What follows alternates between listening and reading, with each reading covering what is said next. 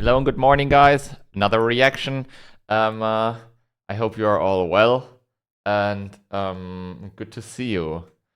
We're watching a video today again about Germany. I'm German, and I felt like I wanted to see this. It had like kind of a cool thumbnail and a cool title, and I wanted to check it out.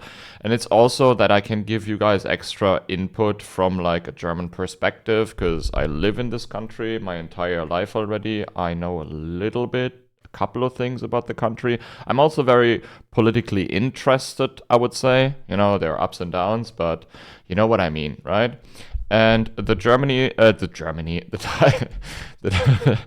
title is called, I'm sorry, Why Germany is Risking Europe to Save Its Economy.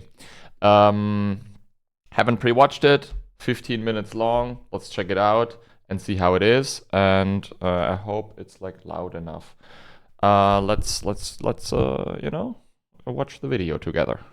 For decades, Germany has been the backbone of Europe, the heart of the EU, its largest economy, and a manufacturing giant producing 1 in 10 of the world's goods. But this economic miracle... That's true. That's also why the terrorists hit us so hard, you know?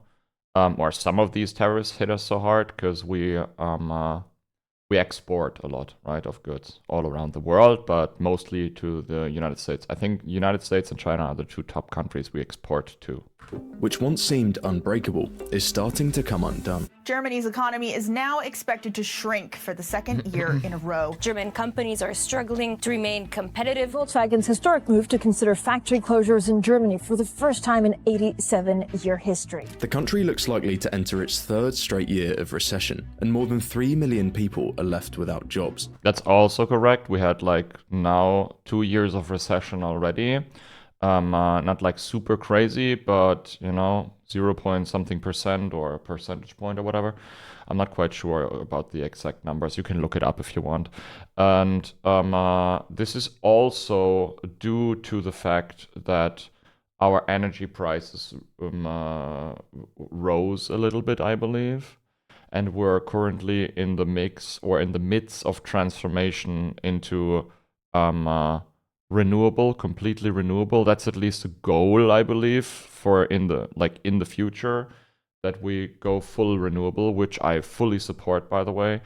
If this grid and everything is set up, we are set for the future and how to produce energy in the future. You know, this is definitely the way to go, in my opinion. It takes time and it takes effort, but it's probably a good thing to do, at least in my opinion. But instead of watching this decline, Berlin is making a bet. A 500 billion euro bet.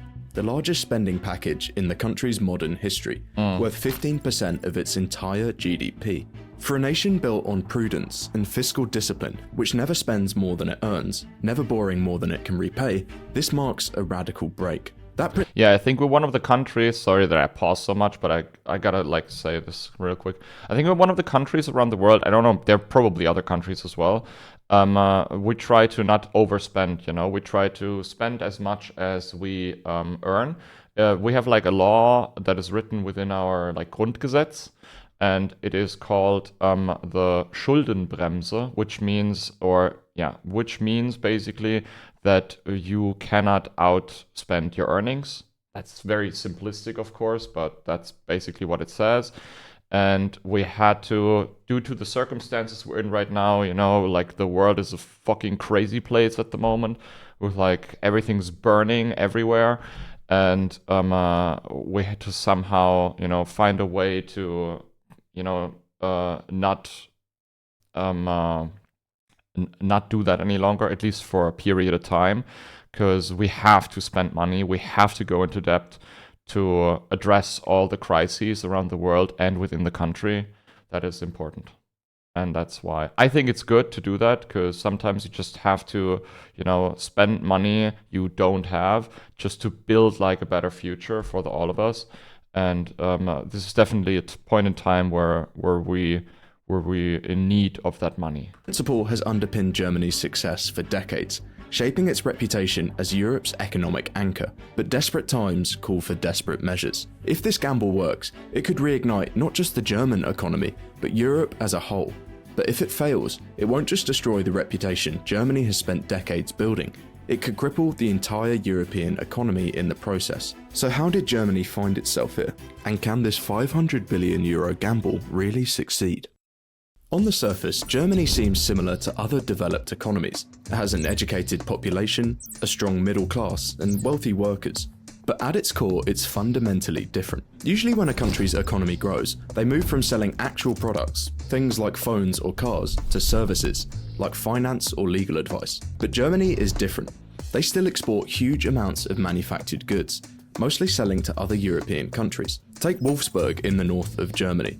This city is home to the largest car factory in the world, where more than 60,000 people work, and nearly 1 million vehicles roll off the production line every year. But I think this industry is also crippled at this point in time, to be honest. I think Volkswagen and other industries are definitely somewhat crippled in this day and age. They had to lay off like a lot of people as well, and maybe it like, you know, there's a Kickstarter at some point again and we turn this around, but I'm not quite sure if this is going to decline even more. That single factory alone produces more cars than the entire United Kingdom or Italy manages in a whole year. Holy Germany shit, accounts for for real? over a quarter of Europe's manufacturing, and exports make up nearly half of its GDP, 3 times the US's share, and well above that of France or the UK. Yeah. This means that Germany was constantly bringing in more money through exports than it could spend on imports, and that surplus money flowed back into the country, giving companies huge amounts of money to invest, and crucially, providing the government with extra tax revenue. Thanks to this, the government never needed to borrow huge amounts of money to fuel the economic machine. And while this method of growth was better than many other nations, it wasn't without its own risks. If foreign countries stopped buying German products, the entire model would collapse. The country was effectively reliant on the goodwill of strangers. But rather than trying to mitigate And on our own innovations, so that our cars, for example, or the products we export are well received and people will say, man, this is something from Germany, this must be good, you know, and that was the case for a long time. But that kind of, you know, that perception shifted in the last couple of years, especially because our products are more expensive than if you buy something from China, for example. You know, they have much cheaper labor and they can like produce things cheaper than we do, and their quality also got better over time. Let's be real, right? this, the German government decided to double down. In 2009, they passed legislation known as the debt brake, a constitutional amendment that meant governments could at most borrow 0.35% of GDP in a year. For context, the United States regularly borrows at rates more than 5% a year, over 10 times what Germany allows itself to. The idea was that by pledging to keep borrowing low, not only in the present, but well into the future, the German government could bolster investor confidence in the country's economy, driving interest rates down even further. And for a while, this worked. From 2010 to 2019, Germany's GDP grew by almost 25%, outpacing most of Europe. The country's economy looked unbreakable. Unemployment had fallen to under 5%, and they were consistently running trade surpluses of over $200 billion every year, more than any other nation on Earth. By this point, Germany had become synonymous with reliability and precision, from the punctuality of I didn't even know that we thrived that much in the 10 like from 2010 to 2020 until COVID started, basically, right? We were thriving. Holy shit, I didn't even know. its trains to the engineering of its cars, all reinforcing the sense that the economy was the backbone of the European project. It would take a series of unprecedented economic shocks to throw the German economy off track. But starting in 2020, that's exactly what began to happen. First came COVID. As countries embarked on what would become months of lockdowns, global trade came grinding to a halt. For any country, this would cause some major economic issues. But for Germany, which was uniquely dependent on selling its goods abroad, it was disastrous.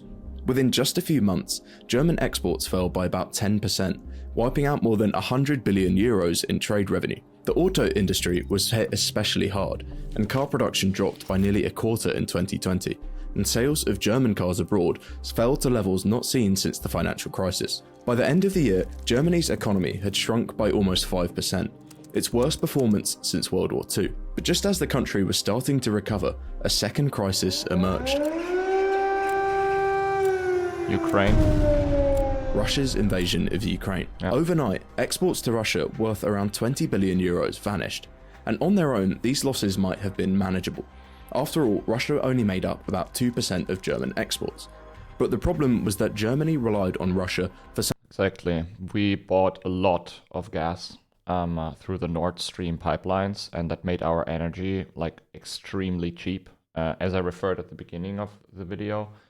And then we basically stopped doing that because you don't want to support a country that just invades another sovereign country by, you know, fueling their war, their unjustified war with money flowing in from our country or from Europe in general.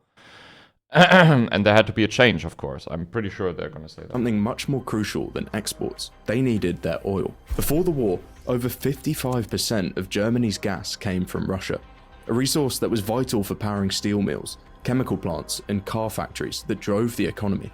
But within weeks, Russian gas imports collapsed by 90%. Prices exploded, with electricity costs spiking nearly 35% in just a couple of months. Suddenly, factories across Germany were forced to shut down, not because of a lack of demand, but because they simply couldn't afford to keep the machines running. Slowly but surely, the country's economy fell into recession. By the end of 2024, the GDP of Germany had shrunk by over $200 billion. For context, that's enough to pay for their entire healthcare budget 6 times. Before we look into this more, I want to say thank you to today's sponsor, Fume. This isn't another vape or e-cig, but something completely different. Fume is a flavored. Don't vape, guys. Don't smoke. Okay, we're gonna watch this regardless, but I'm gonna say this real quick. Don't use these things and don't smoke or vape or whatever. It's bad for your lungs, regardless of what these ads say. You know, just don't smoke at all. Air device built to give you something satisfying to reach for without vapor, nicotine, or any of the usual chemicals. Think of it less like soda and more like a herbal tea. Natural flavors you can actually enjoy. It comes with a premium design made of sleek wood, magnetic fidget features, and no batteries or charging. Just pick it up and go. You can use it anywhere as there's no smoke, no vapor, or no restrictions, and it costs a fraction of what vaping or smoking does. Over 500,000 people have already added Fume into their routine, with flavors like crisp mint, orange vanilla, or cinnamon hearts. If you want to go check it out, go to try just for the smell or what? For the scent? Or I don't get it. Fume.com/invisible hand, or scan the QR code. I mean, on maybe screen. that's not that bad. And for a limited time, use code INVISIBLEHAND to get a free Fume topper when you grab the Journey Pack. Thanks again for sponsoring this video. And now let's get back to the video. The country has now been in recession for more than 2 straight years, something that's almost unprecedented in the developed world. Normally, when rich countries are facing a recession, governments engage in massive spending sprees to keep the economy afloat. That's exactly what happened during COVID, where countries like America spent a total of over $5 trillion. The premise is simple. By pumping money into the economy, building roads, funding projects, and paying wages, the government puts cash back in people's hands. Then those people spend money with businesses, allowing companies to rehire workers and expand productions, ultimately restarting the economic machine. But Germany couldn't do that. Thanks to the country's strict debt rules, it was stuck in this circle with no real way of escaping. Exactly. Even as unemployment soared past 3 million people. And that's why we needed to find a way around it, because it's within the Grundgesetz. If it's within the Grundgesetz, you can't just like change it on a whim. Because this is like the, you know, deep within, like, it's like the Constitution. You can think of it like the Constitution. It's like embedded, like deeply embedded into the law, and there has to a real process have to play out to change that, and that's what we needed to do.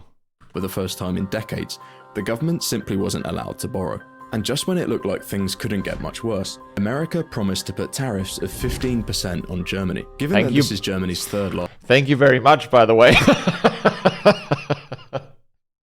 largest trading partner, it would have been a disaster. And models project that this would have knocked an additional 20 billion euros off the country's economy. At the same time, Donald Trump was pressuring Berlin to dramatically increase its defense spending, warning that NATO commitments would no longer be guaranteed unless Germany hit their 5% of GDP target.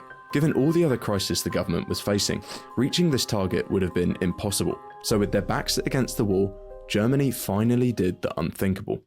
In March 2025, the government ripped up its most sacred rule, the debt brake, and announced a 500 billion euro spending package, the largest spending spree in the entire history of the country. The money was earmarked for infrastructure upgrades, green energy projects through the Climate and Transformation Fund, and direct support for struggling industries and state-level budgets. For a country that had prided itself for decades on balanced budgets, this wasn't just another policy shift, it was a last-ditch bet that Germany could transform itself fast enough to avoid collapse. Yeah, I mean, there was no way around it. There's just too many crises at the same time. There was just no way around it. And in many ways, this policy makes perfect sense. Models predicted that an injection of this size could lift GDP growth back into positive territory within 2 years, potentially creating over 1 million new jobs and stabilising tax revenues in the process. The idea was that by spending big in the short term on infrastructure, green energy and industrial investment, the government could kickstart growth and then use higher revenues to pay down the debt later. Of course, thanks to decades of prudent financial management, the country has enjoyed one of the lowest debt to GDP ratios in the developed world. And even if it were to add a few billion to its debt, it would hardly make that much of a difference, right? Well, for almost any other economy, this would probably be true, and it might be for Germany, but there is one other factor that makes it a lot more risky than it would be for almost any other country. The entire European economy relies on Germany to be the lender of last resort. Whenever countries like Italy, Spain, or Greece run into financial trouble, Germany tends to operate as their backstop. The problem usually starts when investors begin dumping, say, Italian or Greek bonds, which sends borrowing costs soaring and pushes those countries towards the brink of default. But instead of letting the crisis spiral, in the past, Germany has stepped in behind the scenes. Yeah, that happened in 2008, by the way, with the market crash, you know, all with the Lehman Brothers and everything happening, the housing bubble, and we had like that crash happening, and like it spiraled, you know, and then our lovely lady here, Angela, she helped out other countries by lending money, I believe, and to stop the decline, the further decline and the spiral, and to stabilize the euro again. Providing funds for these countries' governments to use and restabilize their economy. This is basically the only reason that the economic bloc has been able to survive. Investors are willing to lend to the weaker economies, not because they trust Rome or Athens, but because they assume Berlin will step in if things go wrong. Of course, that system only really works if Germany itself is rock solid. But with this new investment package sizing up to cost around 500 billion euros, the stability could start to come into question. In fact, we're already starting to see reports emerge of foreign investors trimming their German bond holdings, and credit agencies warning of possible downgrades. It's clearly an insanely risky strategy, but the truth is the country doesn't seem to have much of a choice. Projections were estimating that by 2026, unemployment could rise above 5 million people, and GDP would still be stuck in negative growth. By that point, Germany's role as the financial anchor of Europe would have been impossible to maintain. The massive new government investment could, in theory, prevent this. So let's have a look at how this can actually get done. The actual investment package can be broken down into two core components. The first and largest of these is infrastructure, totaling out to be about 300 billion euros. With this money, the government plans to expand high-speed rail networks between major cities, with the idea being that faster and more reliable transport doesn't just save commuters time, but allows businesses to connect their supply chains more efficiently. A car maker in Munich could coordinate production with suppliers in Frankfurt or Hamburg almost seamlessly, massively boosting productivity. And it's worth noting that despite its reputation for efficiency, Germany has historically invested much less in infrastructure than other developed economies. And this has meant that over the years, the cracks have started to show. Currently, over 36% of Germany's bridges— You guys would not believe how many fucked up roads we have and how many problems we have with delays on like trams or trains or buses or whatever. Like, I know this country stands for like efficiency and, you know, that you're always on time and whatever, but we have a lot of these issues because there was not enough money spent to maintain, you know, our bridges and roads and railways and everything. And it's now, you know, it's now high time to pump money into this shit to finally, like, you know, catch up again. On official routes are in urgent need of repair, one of the highest levels in Europe. And as it stands, only 30% of the country has access to broadband coverage, less than half of the EU average. That's, by the way, the worst. Holy shit. The internet in Germany, I know there's a battle. Who has the worst? We're gonna fucking win this battle. No joke. Like sometimes when you're in a German city, in the midst of the city, the internet's gone. Just like that, because there's like a blind spot in a fucking city, you know? It's so insane. You know, when I was in Thailand with my wife, I could go into the jungle, walk like 15 kilometers, like somewhere where no one is, and I had still 5G network. And here in Germany, I go into Frankfurt, like in the mid of Frankfurt, the financial capital city of Germany, and the internet's gone. Just like that. It's so weird. The country's infrastructure is in a dire state, and the new spending plan could go a huge way to addressing this. Then there's the second part. Roughly 100 billion euros is directly allocated into the Climate and Transformation Fund. This includes plans to build massive offshore wind farms in the North Sea, set to generate 6 terawatt hours of clean electricity every. That's, by the way, super sick. Like the energy produced by these wind farms is insane. Because there's a lot of wind, obviously. The problem is transporting it to the south, you know? Transport this energy all the way down south to Munich. Like, you know, that's really, really, really difficult. Yeah, enough to power 1.6 million German households. The government are also spending big on solar, with the goal of increasing its capacity by 5 times before 2030. This is all in an attempt to finally mitigate the effects of the Russian invasion. Despite significant improvements, German electricity prices are still far above what they were at the start of the war. The idea is that if the country can get these back down to normal levels by producing more at home, it would give a much needed boost to the country's manufacturing sector. And if this is gonna work, guys, if this is gonna work, like with this type of energy production and distribution throughout the country, we're gonna be set, dude. We're gonna be fucking set, I swear to God. Like we don't need anything else any longer. If we can make this work, that would be huge. That potentially kickstarting the economy back to growth. The good news for Germany is that programs like this have worked in the past. After World War II, Japan poured nearly a third of its budget into rebuilding roads, ports, and power stations. 2 decades of nearly 9% annual growth that turned a ruined nation into the world's second largest economy. But the truth is that Germany faces a very different reality. Japan was building from scratch, where each new factory or highway delivered massive gains.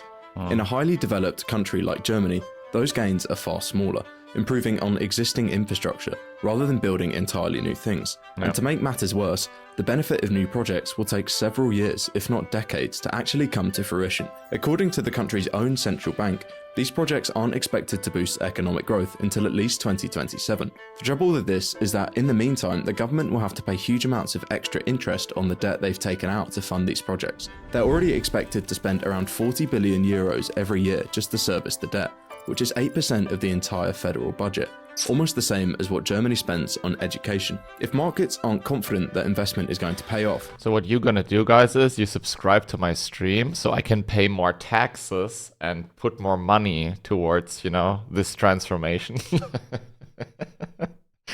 We're gonna handle this on our own, guys. I'm gonna do it with my tax payments. The cost will only grow larger. Are you subscribed to this channel? Increasing by just 2% would cost the country an extra 25 to 30 billion every year. And here's the thing, we're already starting to see this happen. German long-term bond yields have climbed to a 14-year high, now hovering at around 3%. And if they climb much beyond that, it could kill the entire project before it even gets off the ground. In reality, this entire gamble comes down to a question of timing. If the government is able to complete these projects in time, it could boost economic productivity and calm the bond markets, then it could be enough to pull the German economy out of recession. But if the projects go wrong, and if they're caught up in a string of delays and budget increases, then it could be a disaster. What makes this moment so important is that it's much more than just a spending package. It's a complete rethinking of how the German economy operates. For decades, the model was simple. Keep government debt low and let the private sector do the heavy lifting, and rely on exports to drive growth. That system turned Germany into one of the richest countries on earth, but it also left it dangerously exposed to shocks it couldn't control. Now the government is flipping that model on its head. Instead of being the guarantor of financial discipline in Europe, Germany is positioning itself as the driver of state-led investment, betting that hundreds of billions in public spending can rebuild its economy from the ground up. The outcome it's not like that we had a choice, right? Of this gamble won't just shake Germany. It will serve as a test case for the entire developed world. Can massive state intervention still kickstart growth in advanced economies, or will it prove that the era of government-led miracles is long gone? The truth is, nobody knows. But what happens in Germany over the next decade could set the tone for an economic policy across Europe, and perhaps even beyond. Once again, thank you to Fume for sponsoring this video. Check it out with the first link in the description. Very Before good we end, video. I just wanted to mention. Very, very good video. Claps for this one. Again, I hope this is gonna work and that we're able to transform our economy for the better. And obviously, I also hope that this unjustified war in Ukraine ends, Slava Ukraini. And I also hope that, you know, this world turns itself onto the feet again, and at some point we go back to somewhat of a, I don't know, decent, normal, I don't know, place or whatever. I'm not quite sure. But I want to end this video hopeful. So I am I'm looking into the future, at least in my country, where I hope that the next 4 years will help transform this country into a good example for others, you know, that they can look at Germany and they can say they did the right thing at the right time and we're going to follow along. Thanks for watching, guys, and I'll see you tomorrow maybe, or in a couple of days with the next video. Tschüss.